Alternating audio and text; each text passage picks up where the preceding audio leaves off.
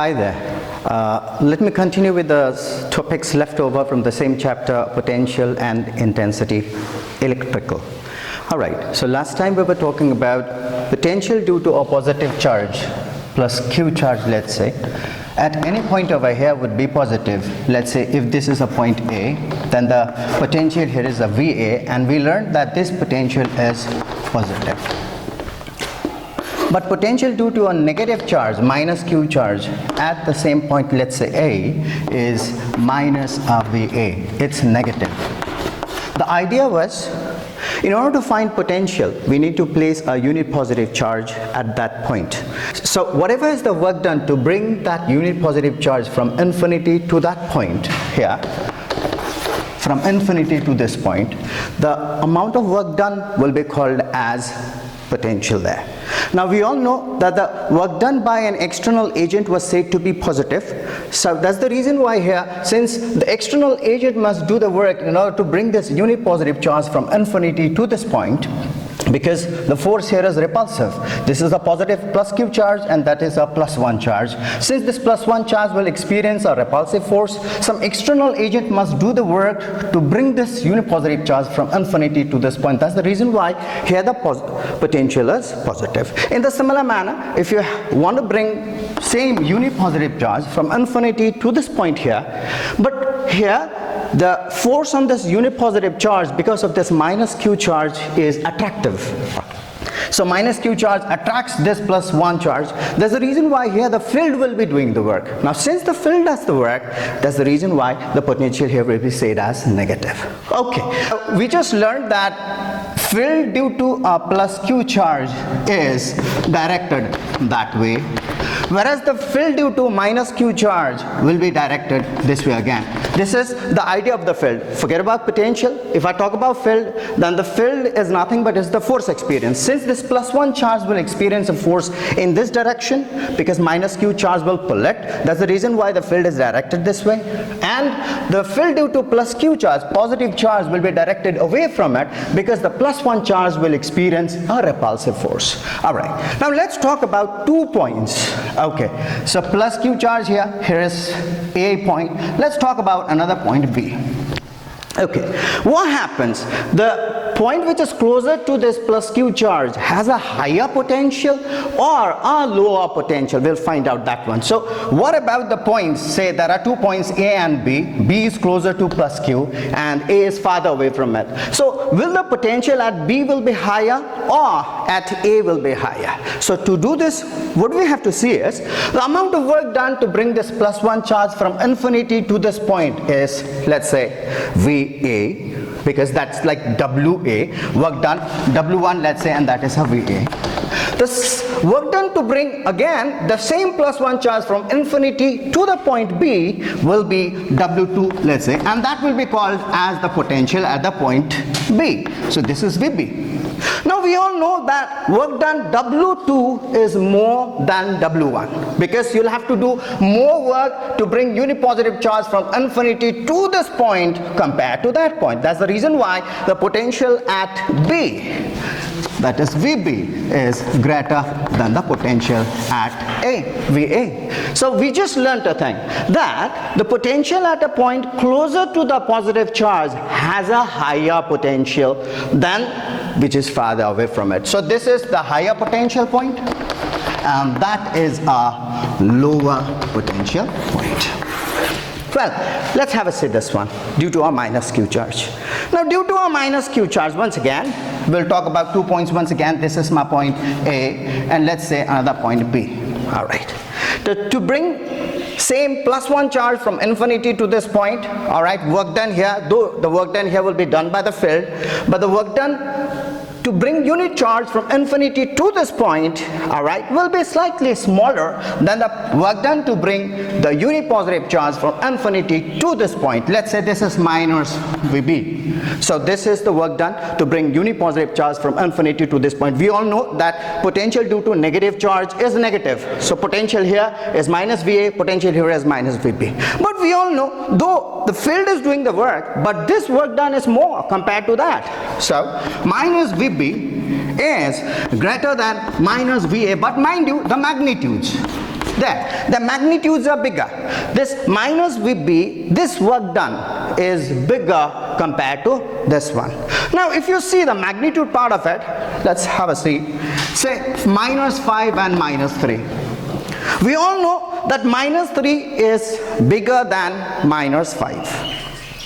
Minus 3 is bigger than minus 5. But if I look at their, say, values, 5 and a 3, then 5 is bigger. But if I have a minus sign there, then that is actually smaller. So I can see here that minus VB has a smaller value compared to minus VA. Minus VB, I would say, has a smaller value compared to minus VA. So it means that this is a lower potential point and this is a higher potential point, because we all just got the idea that if I have a minus over there, so talk about only 5 and a 3, then 5 is greater than 3. But if I take a minus signs in them, then I can see here that minus 5 is definitely smaller than minus 3 on a number line. So here we go. So that's all the idea about the positive charge and a negative charge and a point closer to that one. So due to a positive charge, the point which is closer to that has a higher potential, whereas due to a negative charge, the point closer to that has a lower potential. So this is the lower potential and that is a higher potential. Okay, so let me take this discussion to the next level, and that is we will talk about work done or a force, all right, in terms of charges and the potentials. So suppose, say, field at A here is E. Due to the positive charge, field is E. So we all know that field is the force experienced by a unit positive charge placed at that point. So instead of unit positive charge, if I place a plus Q charge there, then what is the force experience? We just know it. Force on unit charge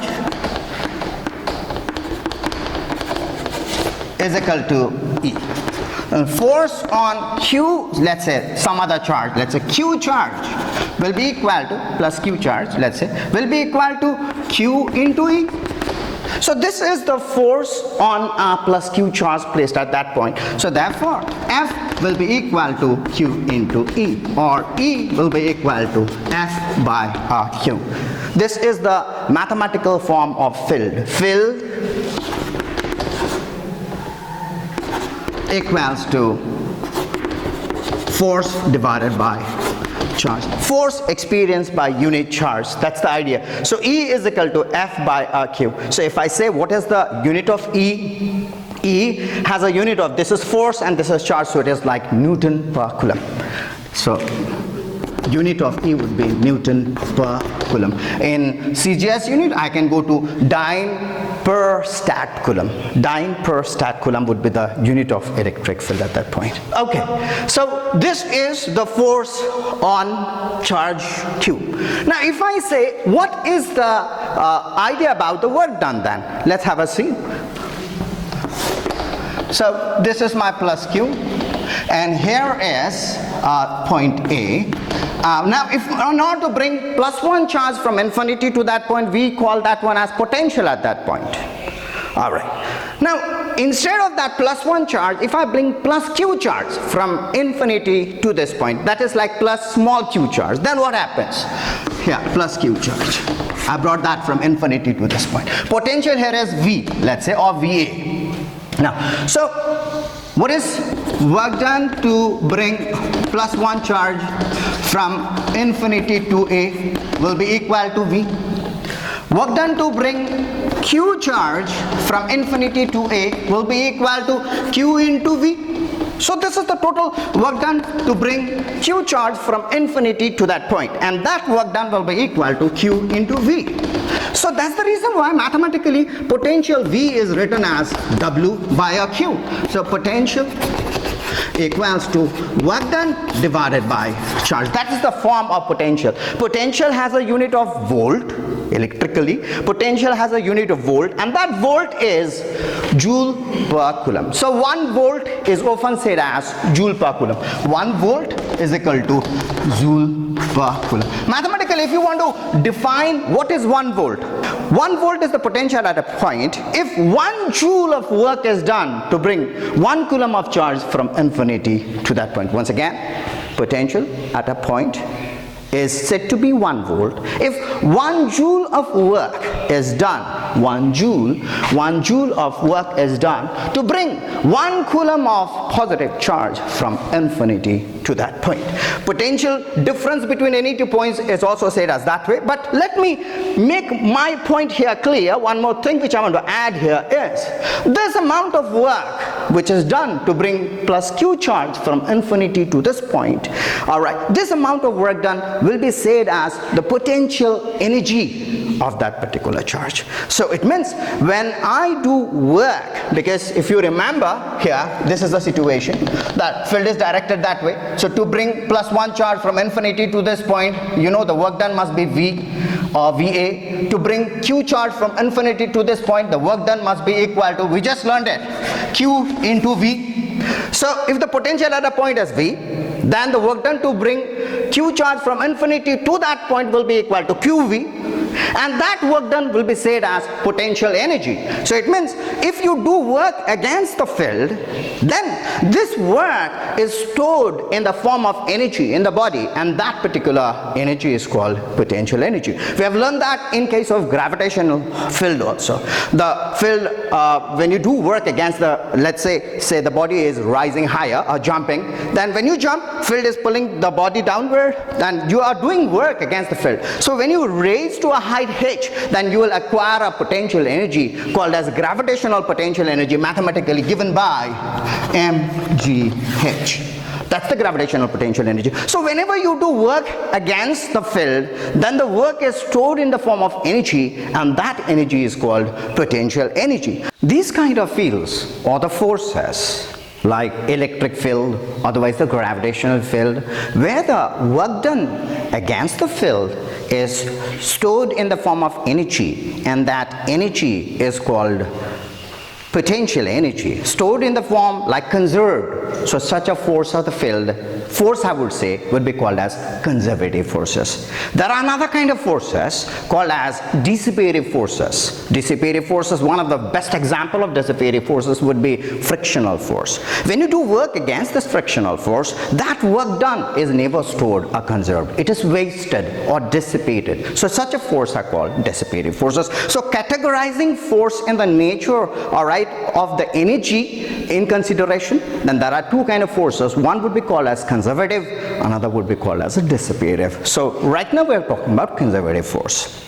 Okay, now I'm going to talk on something called as mutual potential energy. But before I go to mutual potential energy, let me come to the principle of superposition of either the field or the force or the potential, anything. What do you mean by superposition principle? Let's see this. Let's suppose I talk about a point over here, let's say any point P. And if I have charges, let's say Q1 charge, another charge Q2, another charge Q3, and so on. Now the field here at the point P, due to each of this charge, will be independent of the other charges present, alright, in the near vicinity or close by. So it means this charge will produce a field over here irrespective of the other charges present. That is the idea about principle of superposition here. So the net field over here, if I see this P, then the net field, say due to Q1 the field is here E1, due to Q2 E2, and Q3 E3, then the net field here will be equal to E is equal to E1 plus E2 plus E3. Because we know that the field is vectorial, so here that is the net field. Same thing goes even to potential. So if you talk about potential at that point over here, you know that potential, we use that positive and negative signs, we know it. So if these charges are minus or pluses, we will write them accordingly with a minus or a pluses. But if in case of field or the force, never talk about that minus or a pluses, you just talk about direction. Take for instance, suppose this is minus Q2, and here I have, let's say, R1 hat, this one as, let's say, R2 hat, or otherwise instead of hats, alright, we can talk unit vectors, the R2 hat, let's say this one is an R3 hat, directed all from these charges to that point, let's say. and the distances are R1, R2s and R3s. Then if you want to talk about the field over here, let's say I wrote the field here, then that will be equal to, say, so E1 will be equal to here, this E1 will be equal to Q1 divided by 4 pi epsilon naught with R1 square, let's say, and then this R1 hat will come into play. Now there, for this one, this will be plus will be there, and this will be Q2 divided by 4 pi epsilon naught with an R2 square with an R2 hat. Now we all know that this direction is R2 hat, we know it, but there the field will be directed this way. This field will be directed this way, mind you. This is E2 because field due to negative charge is directed that way. So I will have minus R2 because E2 is the field, alright, at this point I'm talking about, but this field, see, E1 is directed that way, E2 is directed this way, and E3 will be directed that way here. So these are the directions. Why did I say minus R2 hat? Because R2 hat is directed that way, and if I write if I see this E2 vector, then E2 vector is directed this way, which is opposite to R2 hat. That's the reason why I wrote a minus sign for R2 hat. If I write that last one, that will be plus, and this is Q3 divided by 4 pi epsilon naught with an R3 square with an R3 hat. There. So this is the concept of principle of superposition. If I talk about energy, potential, alright, say, now let me bring, okay, the idea about potential here. If you want to say potential, let's say V, the net potential at the point E, then the potential there will be equal to Q1 divided by 4 pi epsilon naught with an R1, okay, minus Q2 divided by 4 pi epsilon naught with an R2, plus Q3 divided by 4 pi epsilon naught with an R3. We know potential is not a vector, and at the same time we know potential is negative as well as positive. So potential due to negative charge is negative there. That's the reason why this is the net field at the point P. So net field at the point P, I'm sorry, this is the net potential at the point P. There we go. Alright, now I'll talk about mutual potential energy. So mutual potential energy can be said in many ways. Consider the charge system, let's say Q1, Q2, Q3. Let's say the distance between that one is R12, this one is R23, and this one is let's say 31 or 13, doesn't matter, whatever it is. Okay, so you want to find out what is the mutual potential energy of this system. So how do I do? The work done, W1, let's say, to bring this Q1 charge from infinity to this point here. So to bring Q1 charge from infinity to this point, I don't have to do any work, because in that case Q2 and Q3 are not present at all. So this region has no potential, or this region has no field. So I'll not have to do any work to bring this Q1 charge from infinity to this point. So what is the work done? 0. Now, so Q1 is placed here. Now to bring Q2 charge, now Q3 is not at all there. To bring Q2 charge from infinity to this point, the work done here, W2. So to bring Q2 charge from infinity to this point, I know it is the potential at this point. Let's say this is A, this is B, and this is C. So the potential at B into the charge which I am placing there, that is Q2. And what is the potential at B? The potential at B is only due to charge Q1, because Q3 is not at all there. So what is the potential here? This will be equal to Q1 divided by 4 pi epsilon naught with R12. R12 is the distance. Now that into Q2. So that will be my W2. Now to bring Q3 charge from infinity to this point C. Mind you, when you're bringing Q3 charge from infinity to the point C, Q1 and Q2 are already present there. So it means they are producing their potential here. The field as well as they have their potentials there. So since they have the potential, and we know due to principle of superposition, the potential due to that and potential due to that will be algebraically added there. So find out what is the potential at C. Let's say W3, the total work done to bring Q3 charge from infinity to this point. Now that will be equal to Vc, potential at C, into Q3. Now what is potential at C? Potential at C is the sum of the potentials due to Q1 and Q2. So that's going to be Q1 divided by 4 pi epsilon naught with R12 plus Q2 divided by 4 pi epsilon naught with R23. That is the potential at the point C. Because of these two charges, this one is due to Q1 charge, this one is due to Q2 charge at the point C. Now that is multiplied by your Q3, and that is going to be Well, we can expand that after some time when I add this all now. So the mutual potential energy, so I did the work in order to bring this Q3 charge also. So I'm not bringing any further charges. So it means this total work done to bring Q1, Q2 and Q3 here will be summed as the mutual potential energy of this entire system. Then, so mutual potential energy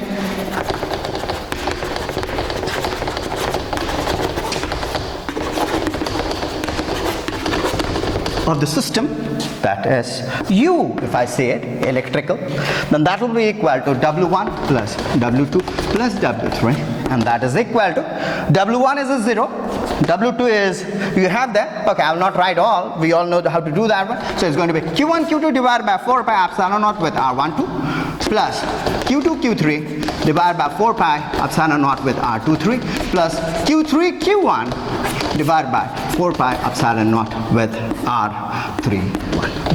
That's the mutual potential energy of this electrical system. We'll go to next topic. The next topic is, all right, based on the relation between potential and intensity. Say a plus Q charge is posted here. This is the relation between the potential and intensity. Q, take a point A here and take another point, let's say B here. We are interested more on the field E at this point, A. So I'm not so much bothered about this plus Q charge which is creating the field. I'm just bothered about field. I want to find out the relation between the field and the potential difference.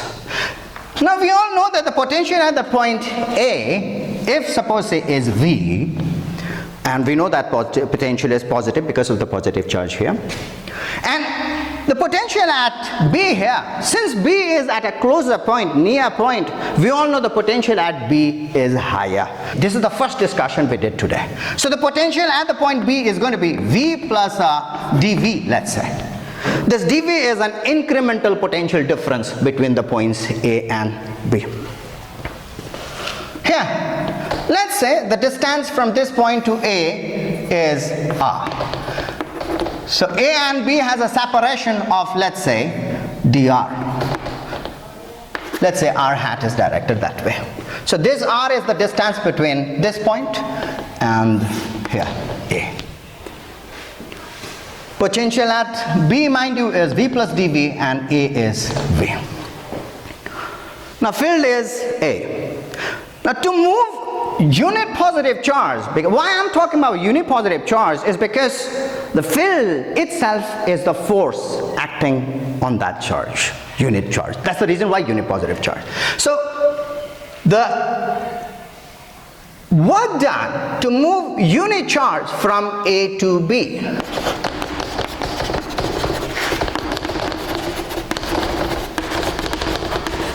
is, let's say W1 will be equal to E into, that's the force, and the displacement is force into displacement, that is a dr. It will be much more better if I write it in a vectorial terms. So I'm going to write that one as E dot dr. That is much more a better approach. And that's going to be, that is equal to, now since dr, vectorial dr, I'm taking it, and that dr vectorial, because my direction is from A to B, this dr I'm taking it is in that direction. That's the reason why this will be E dr with a minus sign over here, because E and dr are opposite to each other. Alright, that is my work done. This is in terms of intensity.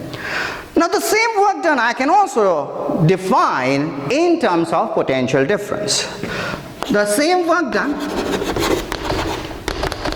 in terms of potential difference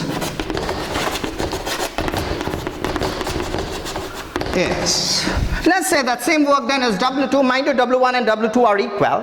Now the potential, in terms of potential difference, the work done will be equal to the work done to move a unit charge from one point to another will be called as the potential difference between these 2 points. So what is the potential difference between these 2 points? The potential difference between these 2 points will be equal to VB minus of VA. I'm talking about unit charge, mind you. That's, otherwise, had it been Q charge, I would have spoken about Q charge. But this is unit charge. That's the reason why only, like E was there, and here I have only the potential. And that is equal to, what is my VB? VB is V plus R dV, and that is a minus my VA is a V. And that's going to come out as dV. Here we go.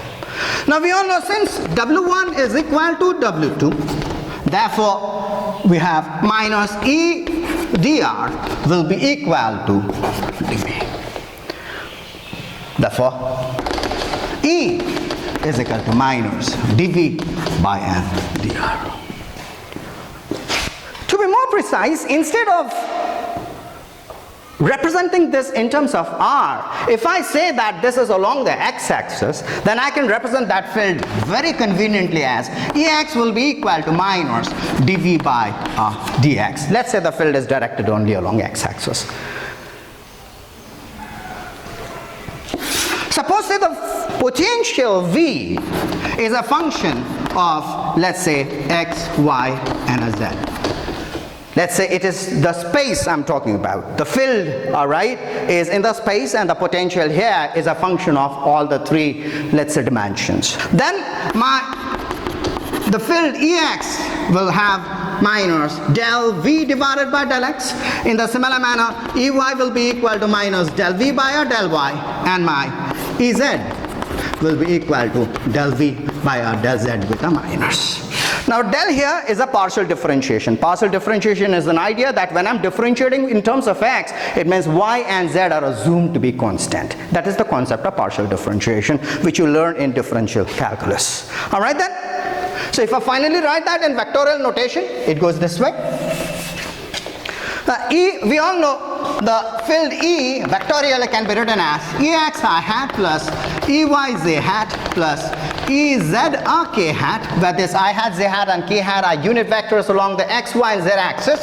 Then that is minus del V by n del x I hat plus, we have there, but that plus can be written as a minus now because that minus is coming up. That del V by R del Y with a z hat, and minus del V by R del Z with a k hat. And that can be written as minus del by del X I hat plus del by del Y with a z hat. And this I hat, z hat, k hat can also be written this way. That'll be much more better representation actually. And then plus k hat with a del by R del Z.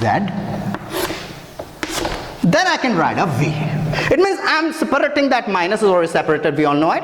And this del by del X with an I hat, del by del Y with a z hat, and del by del Z with a k hat is separated out. And that will be equal to minus grad V. And that is equal to minus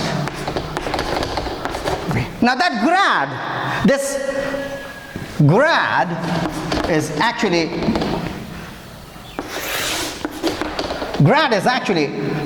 I hat with a del by R del X plus z hat with a del by R del Y plus k hat with a del by del Z is actually a vector operator. It is a vector operator which you will actually do that in higher classes, possibly after class 12. Okay, till now we spoke about the field and potential due to a charge. Now we will talk about electric dipoles. So to introduce this topic, let me tell you what is an electric dipole first, and then we'll talk about the field due to a dipole in some special case and the general. Let's see. What is an electric dipole? Now electric dipole is actually,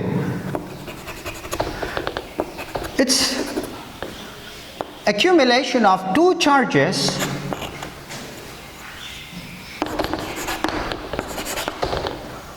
It's an accumulation of two charges, very small charges, and they are separated by a very, very small distance. To make mathematical calculation clear, the separation between these two charges is taken as 2L. This is also called as sometimes the arm of the dipole, the 2L thing. Now, so minus q plus q, two equal but opposite charges separated by a very small distance comprise an electric dipole.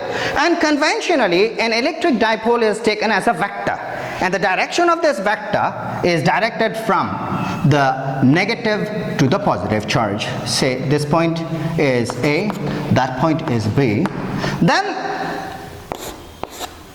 the symbol P represents electric dipole moment. So when you talk about a dipole, we generally talk about a dipole moment. All right? And that dipole moment is equal to P. It's like any one of the charge, Q minus Q or a plus Q, taken as the magnitude of that one, that is Q into 2L. And the direction of this one is taken from A to B. So A to B, directed from A to B. So P is taken as an electric dipole moment. Okay, so this is all about the dipole. Now we're going to find out what is the field due to an electric dipole at an end-on position. What do you mean by an end-on position is like along the axis of the dipole. Let's have a see. This is an electric dipole. I want to find out the field due to this electric dipole along the axis of the dipole. Let's say this is along the axis of the dipole at a distance r from, let's say, O, the origin, taken to be the center of the dipole. So I want to find out what is the field at the point Q, distant r from O. O is taken as the center of the dipole. Now that's the reason why this point is called as an end-on position, because it is along the axis of the dipole. The field at Q, let's say, field at Q due to plus Q charge at B here will be equal to E1, and that is equal to, what is E1? This is Q divided by 4 pi epsilon naught width. Now what is the distance here? Mind you, this is 2L full, so this one is L and that is L. So O2Q is going to be R is full, minus this L. So it is R minus L. R minus L with an whole square, because the field is the square term in the denominator. And what is the direction? Directed along OQ. So E1 is directed this way. Field at Q due to minus Q charge at A. So there is a minus Q charge at A. I want to find out what is the field at Q due to this minus Q charge at A. And that's going to be E2, and that is equal to, again, a Q divided by 4 pi epsilon naught. And there is, the distance is going to be, this much is R plus an L. So it's going to be R plus an L with a whole square.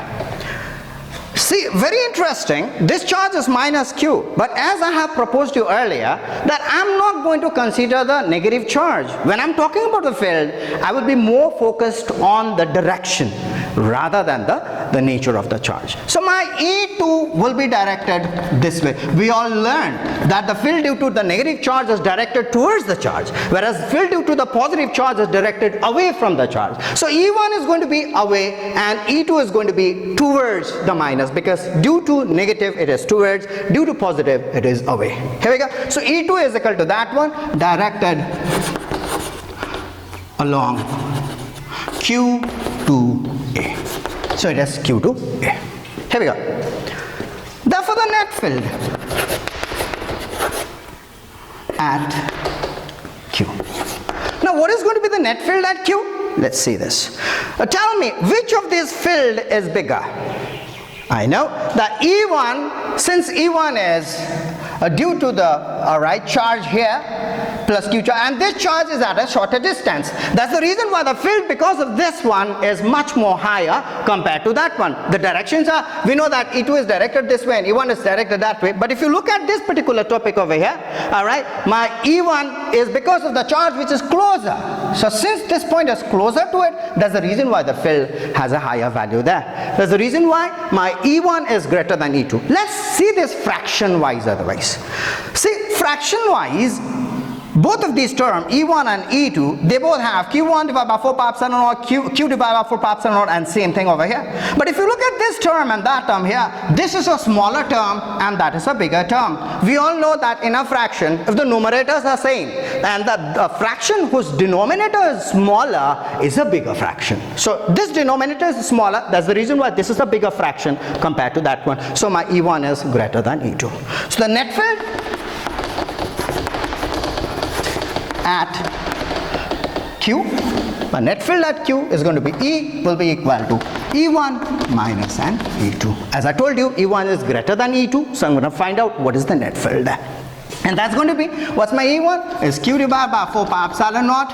Alright, I'll just take that common thing. We're running short of time, so I'm going to write this one as 1 by R minus an L a whole square, which is a bigger term, minus 1 by R plus L with a whole square. There. Well, since I'm talking about a vector, that's the reason why. Let's mention the direction towards, directed towards Q. So this field is directed towards Q. Okay, let's say much more better, like OQ. So directed towards OQ, that way. Net field is directed that way. So my E net field is directed this way. Here. That is equal to Q divided by 4 pi epsilon naught with, I have this one as R minus L with a whole square and R plus L with a whole square. That's my LCM term. And this is going to be, give you R plus N a whole square. That's going to be 2RL term over here. Alright, so let me write it. Okay, I won't write. R plus L a whole square minus R minus L a whole square. Let me write only this term. And then the next will be straight up Q divided by 4 pi epsilon naught. Here, L square gets cancelled up, giving you only 2RL with a plus, and that's going to be 4RL. And down here is going to be, see here, if I take a whole square for both of these terms, then it's going to be R minus N and R plus L a whole square, product taken, and that's going to be R square minus L square a whole square. So it's going to be R square minus L square a whole square. That is a simple mathematical fact. You people are in class 12, hope you know that much of it. Alright, there you are. Therefore, E is equal to Q into, well, we see over there, 2L, I'll separate that out. So that will be 2 into Q into 2L. And there is one more term that is an R left out there, I guess. Okay, divided by 4 pi epsilon naught with R square minus L square or whole square. I hope you people are understanding why I'm separating this Q into 2L part. There is a 4L over there. I'm separating that one as 2L into a 2. And that's going because of like 2PR divided by 4 pi epsilon naught with R square minus an L square a whole square. There we go. This P into 2L we all know is called electric dipole moment, Q into 2L, called as electric dipole moment. If I write that in a vectorial notation, then that's going to be E will be equal to 2P with an R divided by 4 pi epsilon naught with R square minus L square R whole square. Well, we all know that E was directed. If you see E, the net field, it is directed that way. And if you look at the dipole moment, electric dipole moment of this dipole P, we all know P is also directed that way from A to B. So P and E both has the same direction. Here, E and P, they both have the same direction. Now for an ideal dipole, if I look at an ideal dipole, then what happens? Yeah, for an ideal dipole, I'll just quickly do this section here. For an ideal dipole, so we all know that for an ideal dipole, R is greater than L. That's the reason why what we do here is E will be equal to 2PR divided by 4 pi epsilon naught with this R square minus L square. The L square part will be taken off compared to R square, because R square is so big compared to L square, so it is ignored. And then we'll have R square a whole square, which is R to the power of 4. So I'll have this cancelled, giving you R cube. That's going to be 2P divided by 4 pi epsilon naught with an R cube. This is for an ideal dipole. Interesting thing here is we all know that the field due to a charge, single charge, E will be equal to Q divided by 4 pi epsilon naught with an R square. Check this, R square variation, whereas that due to a dipole, it is an R cube variation. I'll talk about this differences or parallels between the charge, alright, field due to the charge and field due to the dipole, and what is the difference between the charge and a dipole in the next section to come. This is now the next one, that is field due to a dipole at a point which is at a perpendicular bisector of this electric dipole. Now, it is also called sometimes as the Proton position. Let's see, what is it? What I mean to say is a perpendicular bisector. We all know that the origin taken O over here, the midpoint of this dipole, A, B here, this is a minus Q charge plus Q charge. Once again, the dipole moment P is equal to Q into 2L. This whole thing is taken as 2L, that is L and L. Alright, that P is directed from the negative to the positive charge. Let me repeat again and again so that you get used to this electric dipole moment. Alright, now this time, if I take a line over here, this line is exactly along the perpendicular bisector. This one is perpendicular as well as the bisector of the line AB. So this point, any point over here on this line, let's say a point P, I will talk, okay, to be more precise, let's say Q. So I want to find out what is the field at Q distant R from O. Okay, from the midpoint of the dipole. I want to find the field at Q. This is called as Proton field due to dipole, the Proton position. Okay. Once again, I'll go there, take the geometry of this one and find out here. See, what actually we have here is, since this line is a perpendicular bisector, we know that these two triangles are congruent triangles, and as a result of which these hypotenuses are of equal length. So it means the point Q is at an equal distance from both A as well as B.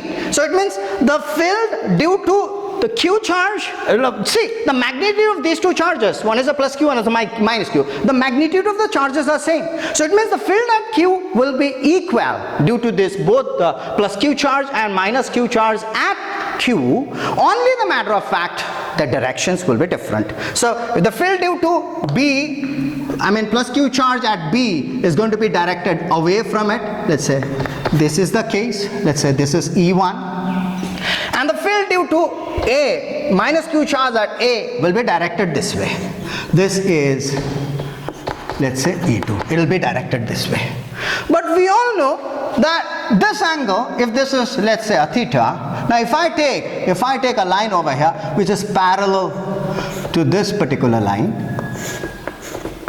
if this line, then I know if this is a theta, then that angle is a theta because I'm taking this as a parallel line. Well, at the same time, I can also say that if this angle is a theta, obviously this is a theta because of the congruencies of these two triangles. So if this is a theta, alternate wise, that angle is going to be theta. Well, now if I take these two fields over here, E1 and an E2, I know their magnitudes are same, the directions are different. Now if I resolve this E1 and E2 along, let's say this is Q and let's say any point as an R over here. So if I resolve this E1 and E2 along QR and perpendiculars to it, say that if I say resolving E1, one component will be directed that way, another component will be directed this way. Okay, we all know one thing, that E1 is equal to E2. So here E1, this is going to be E1 sine theta, and that component is going to be E1 cos theta. So along theta will be the cos component, along perpendicular to that will be the sine component. Same thing here, this is E, so along this one is going to be E2 cos theta, and down here that's going to be E2 sine theta. But since E1 and E2 are same, alright, so E1 sine theta and E2 sine thetas are also same. That means they cancel out. And only which adds this E1 cos theta and E2 cos theta component that add up there. And what is this E1 and E2? Let's see. E1 is equal to E2, and that is equal to Q divided by 4 pi epsilon naught with an, what is this? If this is L, this is R, then this is going to be R square plus L square whole to the power of 1 by 2. That is square root of R square plus an L square. That is like BQ or AQ, both of them. even this one is the same thing. So it's q by 4 pi epsilon naught with an r square plus an l square, and there is the whole square for this. That's the, see, it's the case. That, and this is going to come out as q divided by 4 pi epsilon naught with r square plus an l square. Here we go. So that is my value of E1 and E2. I can see that both these values are same, and that is equal to this. That's the reason why we'll say here, when E1 and E2 are resolved along and perpendicular to OQ, along and perpendicular to OQ, then the sine theta component cancel out, and the cos theta component add up. Therefore, the net field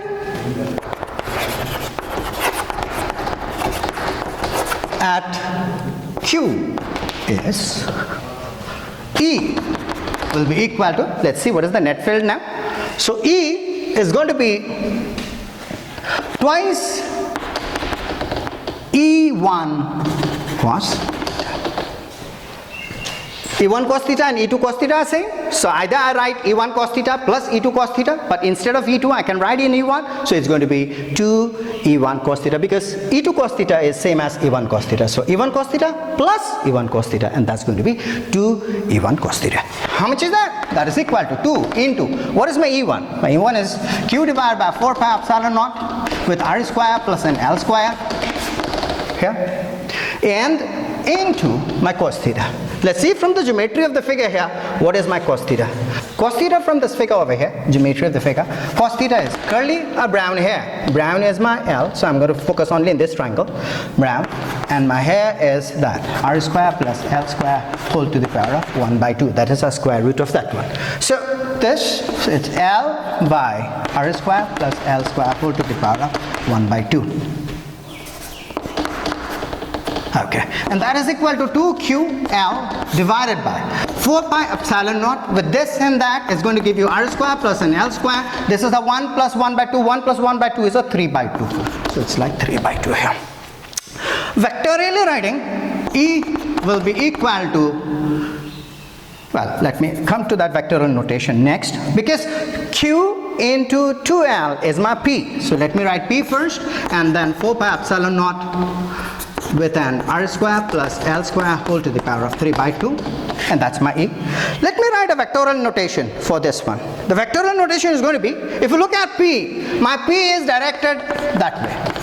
But if you look at the field E, you see both of these components, E1 cos theta and E2 cos theta component are directed this way. So my net field is directed that way. My E and P, they are anti-parallel to each other. So E is directed this way, whereas my P is directed. So I'll have a minus sign for that. So E is going to be minus P divided by 4 pi epsilon naught with R square plus L square whole to the power of 3 by 2. Here we go. All right. Let me write for an ideal dipole. I'll quickly rub this section and write that for an ideal dipole. For an ideal dipole, E is going to be minus P divided by here 4 pi epsilon naught. Now you are neglecting L square compared to R square. So this is like R square whole to the power of 3 by 2. R square whole to the power of 3 by 2 to 2, you'll have an R cube there. So there's your R cube. So E is equal to minus P divided by 4 pi epsilon naught with an R cube. That is your Proton field. To be more precise, I can write that one as the Proton field EB. Then you could have written that one as EE, called as an end-on field.